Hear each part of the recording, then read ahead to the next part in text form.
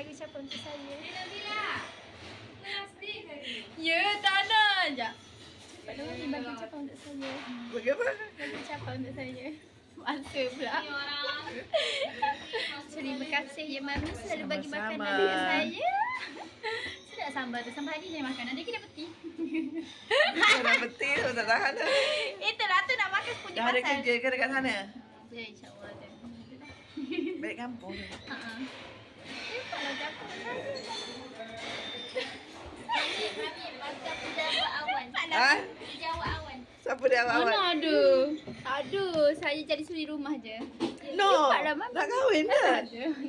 Nanti bakal. Cepatlah Mami. Aku cuba untuk saya paksa kat Mami dia cakap. Bye. Semoga berjaya di sana. Dapat kerja yang lebih baik. Lebih bagus dari sini. HTA. Dah tu.